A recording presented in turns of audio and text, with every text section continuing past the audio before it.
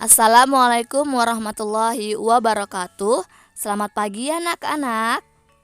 Bagaimana kabar kalian di pagi hari ini? Alhamdulillah, semoga kalian sehat selalu ya. Anak-anak jangan lupa untuk mengisi absensi yang sudah ibu berikan. Kalian sudah mengisinya? Oke, kalau kalian sudah mengisi, sebelum kita masuk ke materi pembelajaran intinya, alangkah baiknya kita berdoa terlebih dahulu. Berdoa dimulai. Bismillahirrahmanirrahim. Berdoa selesai. Sekarang kalian persiapkan alat, buku tulis, dan buku paket kalian, serta simak materi yang akan Bu Wahda bahas pada pertemuan kali ini. Pada pertemuan sebelumnya kita sudah membahas tentang keanekaragaman budaya. Kalian masih ingat ada berapa keanekaragaman budaya yang dimiliki Indonesia? Tentu sangat banyak ya. Nah, di sini diantaranya itu ada tarian tradisional, ada alat musik daerah. Kita akan membahas terlebih dahulu mengenai tarian tradisional ya. Tarian tradisional ini memiliki keunikan yang berbeda dengan tarian daerah lainnya.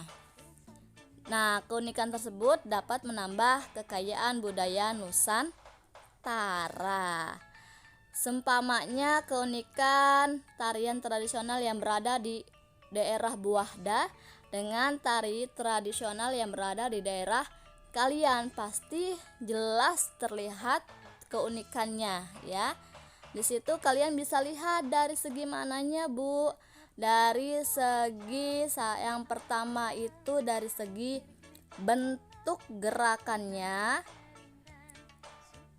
Oke. Bentuk gerakannya pun sudah terlihat sangat jelas dan ada perbedaan ya. Kemudian lihat dari tata busana yang dipakai saat menari. Selanjutnya iringan lagunya dan perlengkapan yang digunakan saat menari. Sudah terlihat jelas keunikan yang ada di daerah Bu Wahda dengan di daerah kalian. Baik, di Indonesia itu memiliki dua jenis tarian. Apa saja tariannya? Ada tarian tradisional dan ada tarian kreasi. Apa sih itu tarian tradisional, Bu? Tarian tradisional adalah salah satu tarian yang tumbuh dan berkembang di suatu daerah yang dianut secara turun-menurun oleh masyarakatnya. Jadi tarian tersebut tetap harus kalian lestarikan dan jangan sampai punah ya. Nah, berikut ini contoh dari tarian tradisional. Ada tarian apa ini? Ayo, kalian bisa menebaknya? Ini adalah tarian Jaipong yang berasal dari Provinsi Jawa Barat. Kemudian ada tarian Reog Ponorogo. Kalian bisa cari tahu sendiri berasal dari mana?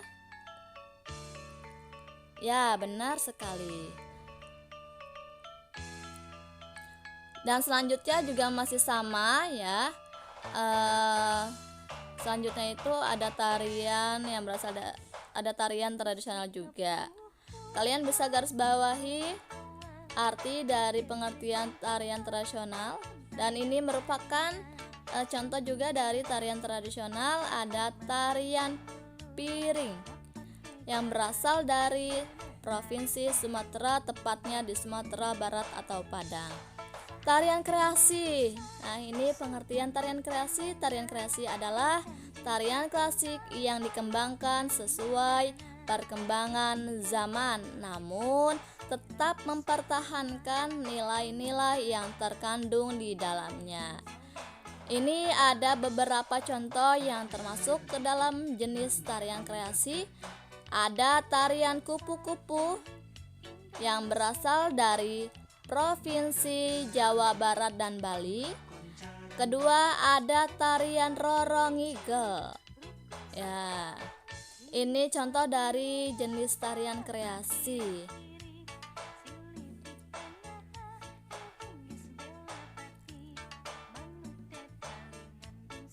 Kalian garis bawahi atau kalian bisa stabilo di buku kalian sendiri ya, buku paket kalian tentunya. Ini sama contoh dari jenis tarian kreasi, ada tari merak dari Provinsi Jawa Barat. Dan kita masuk ke alat musik daerah. Ya, kalian sudah tahu jenis-jenis alat musiknya, yaitu ada apa saja? Ada suling, gamelan, ada gendang, dan lain sebagainya. Nah, seumpama gini, Bu Ahda memainkan alat musik suling. Nah, kalian dapat mendengar dari bunyi suling tersebut. Tentu kalian dapat mendengarnya. Jadi jika kalian berada di dekat Bu Ahda, maka suara suling yang dimainkan akan terdengar kuat oleh kalian. Namun sebaliknya, jika kalian menjauh dari Bu Ahda, maka suara suling akan terdengar sangat lemah di telinga kalian. Jadi kuat dan lemahnya bunyi dapat ditentukan oleh amplitudo bunyi. Dan ini merupakan pengertian dari bunyi. Silahkan kalian catat. Bunyi merupakan salah satu bentuk energi yang dapat didengar. Kedua, bunyi berasal dari benda yang bergetar. Getaran tersebut menimbulkan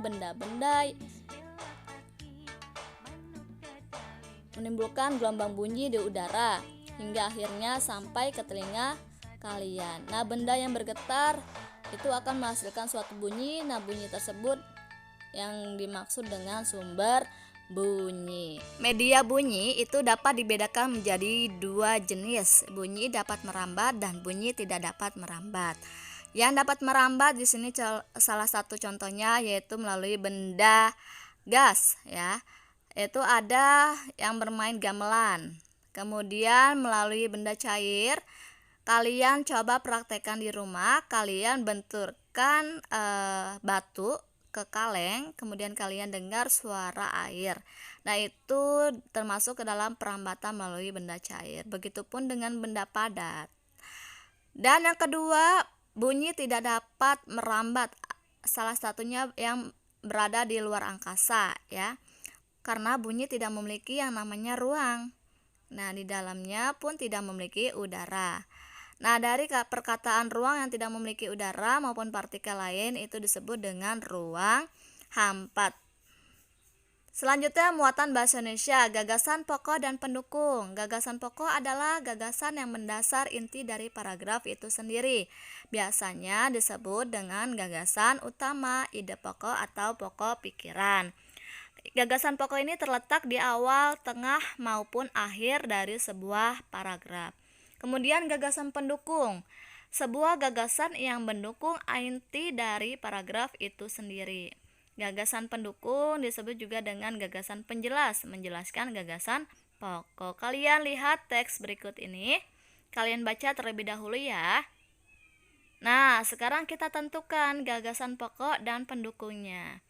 Yang mana yang termasuk ke dalam gagasan pokok dan pendukung? Gagasan pokoknya itu ada di paragraf 1, yaitu Reog Ponorogo berasal dari Provinsi Jawa Timur. Kemudian gagasan pendukungnya ada Singa Barong atau menceritakan isi dari cerita Reog Ponorogo. Kita masuk ke dalam muatan PPKN. Dalam suatu kelompok kalian pasti ada kerjasama yang baik. Apa itu kerjasama? Kerjasama merupakan hal yang penting dalam sebuah kelompok. Di dalam kerjasama kalian harus mempunyai sikap saling menghargai. Artinya sikap toleransi sesama umat manusia, menerima perbedaan. Ya, itu saling menghargai dan di dalam sikap tersebut dapat menciptakan kehidupan yang aman, tentram, dan damai. Kerjasama itu dapat dilakukan atau saling menghargai, dapat dilakukan di mana saja, dapat dilakukan di lingkungan sekolah, keluarga, maupun masyarakat. Nah, dari situ kalian sudah paham, dari suatu sikap kerjasama itu pastinya mencerminkan persatuan dan kesatuan. ya dalam keragaman. Anak-anak, sekarang tugas kalian kerjakan di buku paket ya. Nanti hasilnya serahkan ke Bu Hada melalui link yang sudah Bu Hada share. Terima kasih. Wassalamualaikum warahmatullahi wabarakatuh.